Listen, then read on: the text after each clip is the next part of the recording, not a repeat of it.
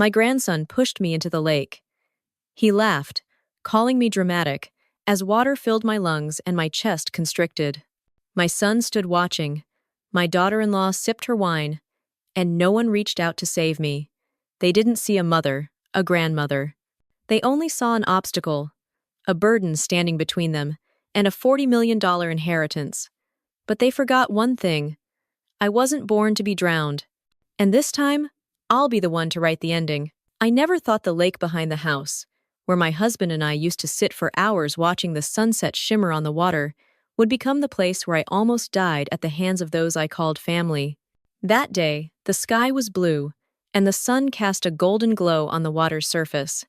The scent of grilled meat wafted from the outdoor barbecue, glasses clinked, and music played from a small speaker. I sat on the edge of the wooden deck, my frail hands bracing to stand up. It had been a long time since my surgery, and my body had visibly weakened. Every movement required a bit of caution. But in their eyes, I was just an old, slow, cumbersome figure in the family portrait they wanted to show off to the world. I didn't see the push. I only heard a burst of laughter right behind me, and then my body swayed, lost its balance, and plunged straight into the icy water. The impact sent a sharp pain through my chest. Water flooded my mouth, salty and bitter. I thrashed, my weak arms flailing wildly in the heavy water. My throat burned. I came up, trying to gasp for air, but a small wave hit my face, pushing me back down. On the shore, the clear laughter of Jason, my 9-year-old grandson, echoed. "Grandma, don't be so dramatic." He said it as if my struggle for life and death were just a game. I raised my head, my eyes blurry and stinging, searching for a hand reaching out. But all I saw was the motionless figure of Mark, my son. His arms were crossed, his face cold, not even bothering to frown. And Linda, my daughter-in-law, sat comfortably on a wooden chair, her glass of wine swirling in her hand, the corner of her lips curved into a half-smile. Not a single person moved. Not a single person stepped forward. I writhed, clutching at the empty air. My breath grew faint. My chest tightened, the old surgical scar aching as if someone were twisting a knife deep into my flesh. A fleeting thought passed through my mind. Maybe they were waiting. Not waiting for me to be saved, but waiting to see if I would sink to the bottom of the lake. The physical pain mingled with a brutal realization. In their eyes, I was no longer a mother, a grandmother. I was just an obstacle, a ghost, a burden to be removed to clear the path to the $40 million estate my husband left behind. I gritted my teeth, mustering my last ounce of strength to rise to the surface, grabbing the edge of the wooden deck. My fingers trembled as I clutched at the gaps between the planks, blood seeping out as my skin tore. I pulled myself up, centimeter by centimeter, like someone cornered but refusing to give up. When my body finally rolled onto the shore, I coughed violently, expelling water in waves. My clothes were soaked, sticking to my skin, chilling me to the bone. My knees were scraped, and blood mixed with water stained the wood. Jason laughed loudly, clapping as if he had just watched a performance. Mark didn't say a word. Linda raised her glass, gently swirling it, as if to toast a successful show. Not a hand was extended to pull me up. Not a towel was offered to me. Not a single word of concern. There were only cold eyes, half smiles, and a silence heavier than any water. I braced myself to stand, staggering, but my head held high. I didn't say anything, didn't reproach, didn't question. I walked past them, leaving a trail of wet footprints on the wooden deck, and went straight into the house. In that moment, I knew one thing for certain. They weren't waiting for me to survive. They just wanted to know when I would sink. And right then, I swore to myself, they would never have the chance to drown me again. I entered the house, water still dripping from my soaked clothes, leaving a splotchy trail on the gleaming wooden floor. No one followed. No one called out. The laughter, the music, the clinking of silverware behind me continued as if nothing had happened. In the small bathroom next to the kitchen, I locked the door and leaned against the cold wood. My body trembled, not just from the cold, but from the raw truth that had just struck me. I looked in the mirror, my wet hair matted to my scalp, my face gaunt, my eyes bloodshot, my wrinkled skin sagging. A ghost. That's what I was, I thought. In their eyes, I was no different from a ghost haunting this house. My life or death didn't matter. I replayed Jason's high-pitched laughter in my head. It wasn't the innocent laughter of a child. It was the distorted sound of contempt learned from adults. I remembered when he was just learning to walk, he would toddle into my arms, hand me wild daisies and say, "Grandma is the most beautiful part of this house." That child was gone. In his place was a boy taught that cruelty was strength. Who taught him that? Not me.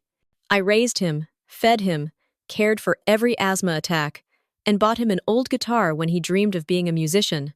I sacrificed every penny of my savings, every day of my old age so he could have a childhood without want. And in return, today, he pushed me into the lake and laughed. I dried my hair, changed my clothes, and draped an old wool shawl over my shoulders. In the drawer of the nightstand, my long-forgotten journal was still there. I opened the first page after months of neglect. The pen tip trembled, but the words appeared clearly, like a vow. They will never have the chance to drown me again. I closed the journal, my hand shaking, but this time not from fear, but because I had just seen the truth so clearly. For all these years, I had tried to excuse my son's indifference, ignored my daughter-in-law's contempt, and hoped my grandson would remember his grandmother's kindness. I remained silent to keep the peace. I yielded to keep the family together. But the fall into the lake extinguished every last illusion. I was no longer a beloved mother, no longer a respected grandmother. In their eyes, I was just a giant check, a wall blocking their way to $40 million. And once this wall fell, they would step over me with glee. I sat in the dark room, listening to their laughter echoing from the yard. Each laugh was like a knife to my heart. But instead of bleeding, the wound hardened, forming a cold armor. That night, I didn't sleep. I just lay there looking at the ceiling, a question echoing in my mind. If they see me as a ghost, I'll show them what a ghost can do. A week after the day I was pushed into the lake, the house was filled with conversation again.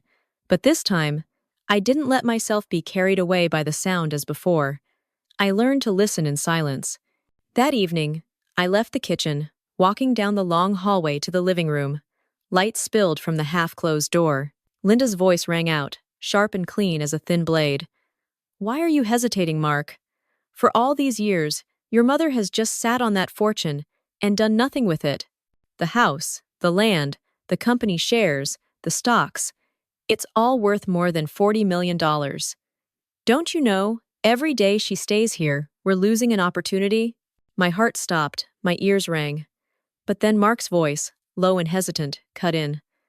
"Linda, Mom is still lucid. If we do anything drastic, she'll leave everything to charity. She's not stupid." Linda gave a faint laugh, a contemptuous sound like fingernails scraping on glass. "You're so naive." A frail old woman after surgery, her mind sometimes clear, sometimes confused. "We can manage the doctor's certification papers. Just a few months in a facility, and she'll lose all control. Then, everything will automatically fall into your hands, and of course, into our hands." I gripped the door frame tightly, my fingernails leaving marks on the wood. Facility. In their eyes, that was my final destination, a nameless place where people send those they consider burdens, to be slowly forgotten. Jason's voice cut in, young but arrogant. "Grandma doesn't need money. I'm the one who needs it. $40 million, I'll make something of it." The three voices blended together, calculating, greedy, heartless. I stood there, silent, like a shadow. The cold spread from the soles of my feet up my spine, but my mind was clearer than ever. Now I didn't have to guess anymore. No more doubt. Everything was exposed, every word, every plan, every dream of wealth built on my death or disappearance. I turned and walked quietly back to my room, my heart no longer shaking like it did at the lake. I sat down at my desk, opened the journal, and wrote another line under the old vow. They call me a burden, so I'll show them just how heavy a burden that knows how to stand up on its own can be. The next day, I sat on the porch, holding a cup of tea that had long gone cold. My body was tired, but my mind was ablaze. Their words from last night kept replaying in my head. Facility, liability, $40 million. I had been a mother, a grandmother, a pillar for this family my whole life. And now, all I had left were 3 words: a burden. The sound of a car stopping outside the gate brought me back to reality. A familiar figure walked in Frank. Frank was my husband's old friend, a soldier who had been with him since they were young. His hair was white now, his back slightly hunched, but his eyes still held a look of determination. He placed his hat on the table, pulled up a chair, and sat next to me. Without many words, he looked me straight in the eyes and said, "Margaret." I heard. I was startled. He knew? But then I understood. Family gossip is never kept quiet. Frank took a sip of the tea, frowning slightly as he realized it was cold, and continued. "You can't keep letting them corner you. I know what you think, that silence is the way to keep the peace. But Margaret, this kind of peace is nothing but a noose tightening around your neck every day." I turned my face away, hiding a hot tear. "Frank, I sacrificed my whole life for them. What do I have left now but betrayal?" He placed a hand on the table, gently pushing a business card toward me. White paper, black ink, with only one name: Thomas Green, attorney. "I already made an appointment for you. Thomas isn't like the lawyers Mark can bribe. He'll listen. But Margaret, remember this. This isn't revenge. This is liberation. You deserve to be free, even while you're alive, not just when you're dead." I held the business card in my hand. The paper was thin, but it felt as if the whole world was compressed in my palm. For the first time in months, I felt my heart beating strongly again. That night, I opened the journal, adding a line under the previous vows. "Tomorrow, I will meet with Thomas Green. Tomorrow, I will begin to build my own wall again." The law office was on the 11th floor, downtown. The room wasn't large, but it was tidy, with walls lined with thick law books, a gleaming walnut desk, and a window that opened to a view of cold glass buildings. I sat there, clutching my handbag, as if letting go would mean losing everything. Thomas Green walked in. He was in his 50s, tall, with salt and pepper hair and sharp eyes behind silver-rimmed glasses. He shook my hand, not in a rush, not casually. It was just a handshake, yet it felt more solid than all the empty promises I had ever heard from my own family. "Mrs. Miller," he began, his voice calm and steady. "I know what you've been through. Tell me everything. The more detail, the better." I told him. I told him about the push into the lake, the mocking laughter, the conversations I overheard about the $40 million estate. Every word, every detail. When I finished, I saw my hands trembling, and his eyes had hardened like steel. "You don't need to worry," Thomas said, his voice calm but firm. "They think you're weak, but the law will give you a suit of armor, and once this armor is complete, no one will be able to touch you anymore." He laid out the plan, step by step, leaving no loopholes. A new will. With a no-contest clause, anyone who sues and loses will lose their inheritance completely. Medical and financial power of attorney. Removing Mark and Linda. Replacing them with someone you trust, absolutely. Freezing accounts and transferring original documents to a safe deposit box under your name, with no one but you and your lawyer having access. A community fund. A portion of the assets will be transferred in advance, as a precaution. If they try to steal, they'll only find an empty space. Certificate of mental capacity. You must see a doctor and have their signature confirming you are fully lucid a wall to block all accusations of senility. You see, Thomas closed the file, looking me straight in the eye. They see you as a burden, but from now on, you will become the nightmare they cannot move. I sat motionless. In my mind, I saw Mark, Linda, and Jason, calculating over the money they thought was ready to fall into their hands. I imagined the day they discovered everything had been locked down, that the prey they despised had secretly become the hunter. That evening, when I returned home, I opened the journal. The blank page received a new line. "I have donned a suit of armor. By law, by will, by determination." From the day I met Thomas, I learned an important lesson. You don't need to strike immediately. Sometimes silence is the sharpest weapon, and I chose silence. I still let Linda give me my morning pills, but I always pretended to forget to take them, then secretly discarded them. I still let Mark read financial reports in front of me, nodding as if I didn't understand. But every single number I had already sent to Thomas to be sealed in the safe. I let Jason mock me. Grandma is slow. Grandma is losing her mind. I just smiled faintly, not reacting.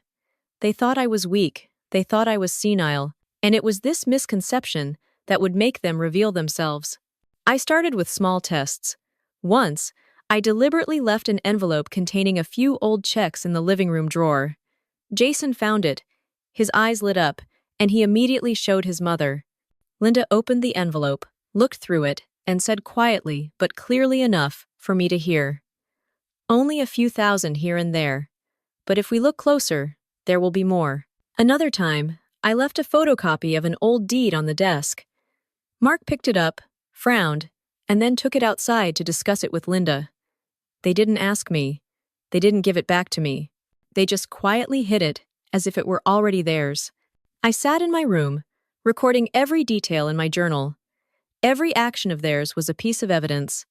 Every greedy look was a knife slicing into our family bond.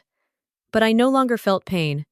I was just cold, so cold that even Jason's mocking laughter was no longer strong enough to pierce through. One evening, Linda spoke in front of me, pouring wine and giving a faint smile. The facility has a newly built section, very well equipped. Old people go there. At least they have someone to take care of them. Living at home, they're too much trouble for the children and grandchildren. I raised my head slightly, responding in a calm, even tone.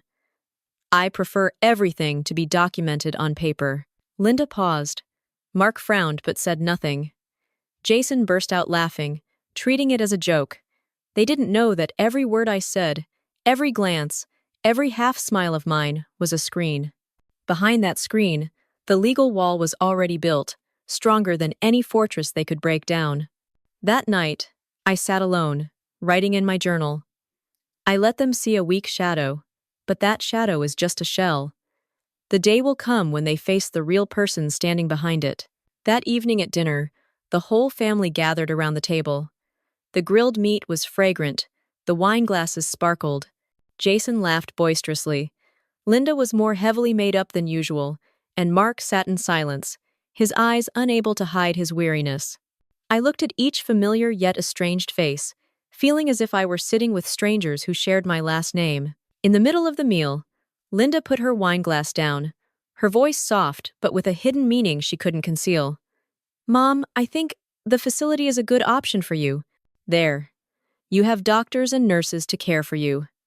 At home, we're busy and can't take care of you properly forever." Mark didn't object. Jason burst out laughing. "That's right. You go there, and then this house is for me and Mom and Dad. It'll be less of a hassle." The table was filled with laughter, but within that laughter, I heard the clear sound of greed echoing. I put down my knife and fork, looking directly at each face. My heart beat slowly, steadily, like a drum roll. I smiled faintly, my voice low but firm. "Don't worry, children. I prefer everything to be documented on paper. I will arrange it." Silence. Linda was momentarily stunned. Mark avoided my gaze, and Jason continued to laugh, not understanding that the words I had just spoken were a verdict. I didn't need to shout, no need to slam the table, no need for tears. I just sat there, composed, while they believed I was about to obediently hand over my life to the facility they desired. They had no idea that everything was already locked down in legal documents with signatures. That night, I sat in my room, opening the journal. The last page was blank, waiting. I picked up the pen, writing slowly, each word as heavy as lead. I don't confuse kindness with permission. They thought I was weak, but I chose silence to build my own wall. And now, everything belongs to me not because they allowed it, but because I decided it. I closed the journal, the desk lamp casting my long shadow on the wall. The shadow of a mother whom the whole family considered a burden, but that very burden had now become an unbreakable wall, blocking their ambition. Outside, their laughter still echoed, joyous, carefree. They didn't know yet. They would soon. And I sat there, composed, waiting for the day to reveal the truth.